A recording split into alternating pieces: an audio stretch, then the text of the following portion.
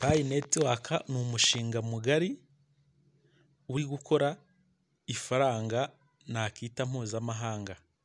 Pi Network ni umushinga uhagarariwe na nyakubahwa Dr. Nicolas Kokaris ndetse na Dr. Cheng Diao-Fan nk'uko mubabona hano imbere yanyu. Aba bantu bombi uko ari babiri nibo bahagarariye uyu mushinga wa Pi Network. Umushinga wa Pi Network urimo gukora ifaranga rizwi cyangwa se wise PI. PI is a decentralized money. PI ni ifaranga ryegerejwe abaturage. Decentralized money. Ifaranga ryegerejwe abaturage.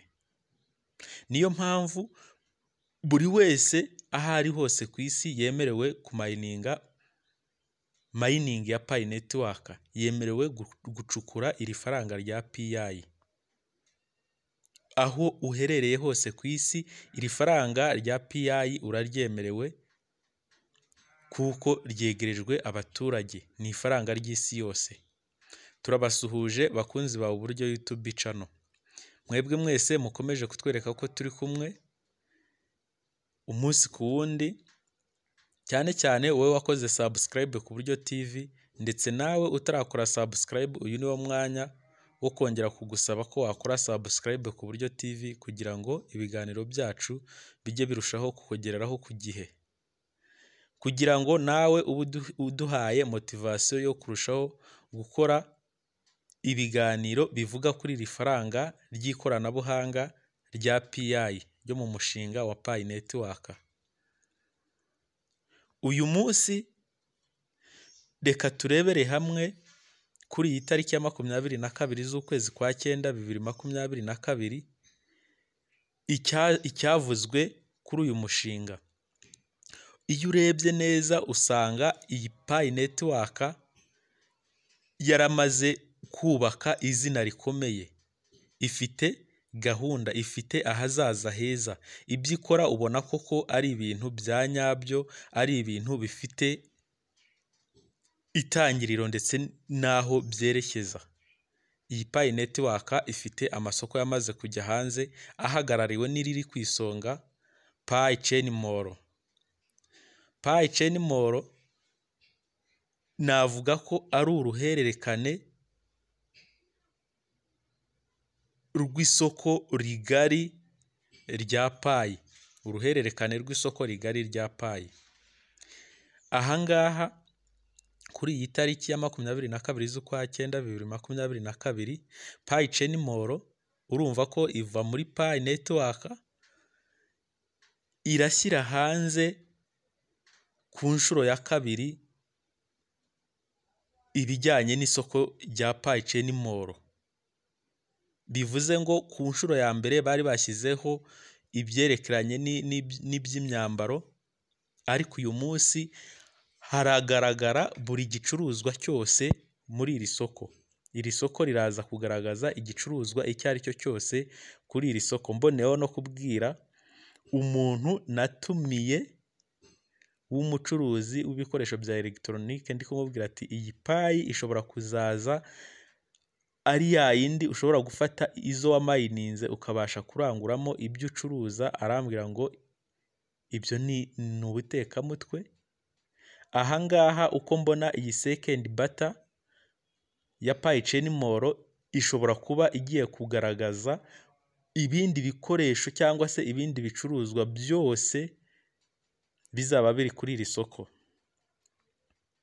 Niba uri umupioneers ukaba umayininga Pi Network, ahangaha nanone ni ugushyiramo attention. Pi zawe ziryameho, nubwo iri soko rigiye kujya hanze ntabwo ari umwanya mwiza wo kwihutira guhita ufata Pi wamayininze ngo ugiye kuzishyira hano kuri iri soko, kuko uko byagenda kose iyi Pi Chain Mall ishobora cyangwa se ni y'aba nyiri umushinga wa Pi Network. Hari video zacu twakoze turi kubabwira ukuntu Pi twamayininze zigiye gusubizwa cyangwa se zigiye kwisubizwa, ba nyirazo bagiye kuzisubiza aho zavuye zigiye gusubirayo, cyangwa ibyo tugiye kugura ari uburyo bwo kugira ngo payi twamayininze twongere tuzibasubize. Aha ngaha bishobora kuba bigiye kugaragara neza, kuko niba ibicuruzwa byose koko byamaze kugera mu isoko rya PayChainMall ni byiza, kuko biratuma buri wese abona ko hari icyizere cya Pi Network ko ifite gahunda. Ariko urundi ruhande ni uburyo bwo kudusahura payi zacu twamayininze, njye niko mbibona. Urundi ruhande ni uburyo bwo gutwara payi zacu twamayininze, kuko abangaba ba nyiri uyu mushinga niba ari nabo ba nyiri iyi PayChainMall, bo barateguye, barafata ibicuruzwa babishyire ku isoko, noneho twebwe abamayinazi, twebwe bandi twese twamayininze Pi Network, izo dufite uzifite kuri available ahite yihutira kuzijyana ku isoko. Aha bagaragaza ko haraza kubanza ibihugu bimwe na bimwe by'ibanze kuri iyi second barter trade ya PayChainMall. Ni ibihugu 5 ahari, bivuze ngo ibindi bihugu biraza kwivanamo cyangwa se kwikuramo abacuruzi bakomeye, bagende barangure biriya bicuruzwa muri PayChainMall babizane. Nibabizana mu by'ukuri icyo baraba baranguje, bararanguza payi, tuvuge niba aranguje payi 1000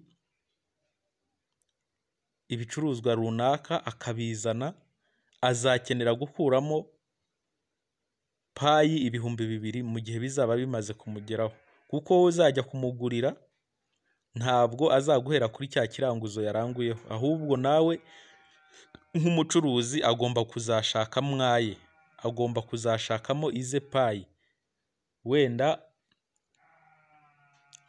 usange bya bindi yaranguye 1000 abikuyemo PI 2000.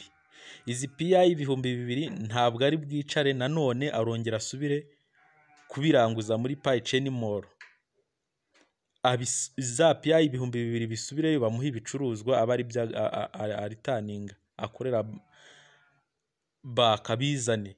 Nabizana twe abapioneers bo mu bihugu abizanyemo, nanone turongera tubigure dukoresheje payi twamayininze. Bivuze ngo niba yaranguje 2000, noneho azakuramo 4000 cyangwa se 5000 by'amaPI. Birumvikana ko payi zacu zose ziri kugenda gake gake zisubira kwaba ba nyiri umushinga. Mpamya neza ko iyi PayChainMall idatandukanye cyangwa itari kure cyane ya Pi Network. Ushobora no gusanga iri soko rya PayChainMall ari irya Dr. Nikora, nabyo birashoboka. Za payi zose twamayininze, wa mwanya wose twagiye dufata turi kumayininga, nibyo batuzaniye ibicuruzwa, ariko se ibi bicuruzwa batuzaniye koko bizaba binganya agaciro na payi turi gutanga? Twakihanganye nibura tukabanza tukareba abandi uko babigenza cyangwa se uko bikorwa, tugategereza nibura ko hashyirwaho agaciro ka PI imwe, ukagura ikintu, ukagura igikoresho ushaka uzi neza PI utanze ko bingana na cya gikoresho. Aha ngaha njye niko mbyumva, nawe ufite uko ubyumva, ariko ntabwo nagushishikariza gufata PI zawe wamayininze igihe cyose wafashe uri kumayininga ngo uhite uzijyana muri PayChainMall guhita ugura ibicuruzwa. Nanone nta n'uwo mbujije kujya kugura ibyo ashaka bitewe n'uko abyumva, kuko buri wese ahangaha ni amahitamo ye, ariko banza ushishoze mbere y'uko ufata PI zawe uzijyana ku isoko guhita uhaha ibyo bicuruzwa. Ni byiza ko ibi bicuruzwa byaje biraduha icyizere gikomeye cy'uko PI ari umushinga utajegajega, kuko Pi Network ari umushinga uteguye neza koko, ariko nanone reka dushyiremo natwe gushishoza payi zacu zitaba zigiye gusubira aho zavuye, twe tukaba twarakoze ku mayininga gusa, ejo ugasanga dutahanye amaradiyo, amateleviziyo ndetse n'ibindi nka ya myenda cyangwa se inkweto nk'uko twagiye tubibona, ugasanga ni ibyo tubashije gutahana, nyamara twari dufite PI ku mawaleti yacu zashoboraga kuduhindurira ubuzima. Uyu mwanya ndumva ari nawo mwanya wo kongera gushishoza, tugasubiza amaso inyuma, tukajya tureba neza ibyo tugiye gukoresha PI twamayininze, ariko nanone ntituzisesagure. Niba ufite PI 1000 birashoboka ziri kuri available balance, ahangaha wenda we birumvikana bitewe, ariko nanone uko ubyumva ushobora gufataho PI 10 ukajya kuzihaha icyo ushaka muri biriya bicuruzwa bigiye gushyirwa muri Pi Chain Mall, dore ko byose byamanutse, byose biri kuvugwa ko iyi tariki birashyirwa hanze uko byakabaye, atari igicuruzwa kimwe cyangwa bibiri biraba biri kugaragaramo, ahubwo ari ibicuruzwa byose. Ahangaha wowe wemerewe kuba wajya ku isoko ugahaha, ariko niba ufite PI 10 kuri available balance, ndumva atari wo mwanya mwiza wo guhita uzifata ngo ujye kuzikoresha, kuko uwo nguwo uri kuranguza byinshi, wa wundi uri kuranguza PI 1000 akeneye kunguka, akeneye gufata twa tundi duke twawe twose akatwibikaho, akagusigira ya radiyo yazanye, akagusigira ya televiziyo yazanye. Ni byiza nyine kuko ntabwo azaba azi kwibye nta kintu agusigiye, ariko nanone ntabwo ibyo azaba agusigiye mpamya neza ko bizaba binganya agaciro na PI umuhaye. Byakabaye byiza uretse PI zawe ugategereza ku munsi wa nyuma cyangwa se ku ijambo rya nyuma ba nyiri umushinga bazatangaza, akaba ari bwo nibura PI zawe watangira kuzihahisha. Ariko kandi nta muntu turi gushishikariza kuba atajya kwa ririya soko, biraterwa n'imyumvire yawe cyangwa n'uko ubyumva. Buri wese ni amahitamo ye, uyu mwanya ni amahitamo yawe yo gukora icyo ushaka. Icyo twashakaga kuvuga cyane cyane ni uko umushinga wa Pi Network ufite gahunda, ibikorwa byawo ubona koko bifite gahunda.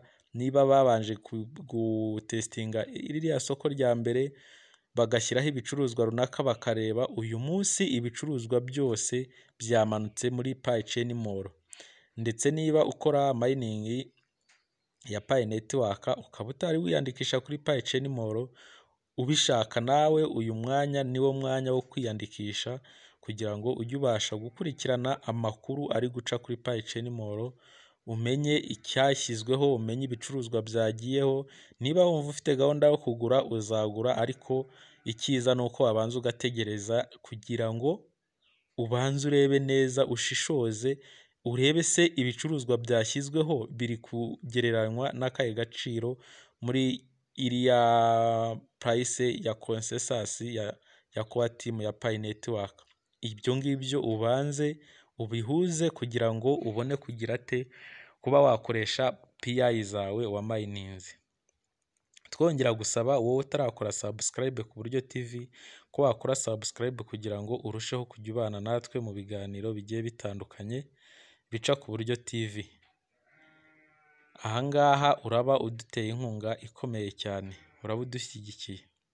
Ariko pioneers mugenzi wanjye, miners mugenzi wanjye, ndagusaba ibi byose ugomba kubishyiramo ubushishozi, hato utazavuga ngo PI zawe waziguze radiyo kandi zari buvemo imodoka ejo hazaza. Tegereza, numva ari byo byaba byiza, utegereze uturebe ikiraza kuva inyuma y'uyu munsi, cyangwa se ikizavuka nyuma y'itariki, ikizakurikira iyi second barter trade ya Pi Chain Mall. Tubanze tunarebe ibicuruzwa koko ko byose byamanutse nk'uko biri kuvugwa ko biraza kuba biri ku isoko bigaragara, ndetse turebe n'igiciro biri kugenda bihabwa, tukigereranye na biriya 314,159 by'idolari. Aho ngaho wenda bariho umuntu yafatira. Gusa twibuka ko uwaranguye nawe ashaka inyungu. tubigenze gakeya. Mwari kumwe na Uburyo TV, murakoze.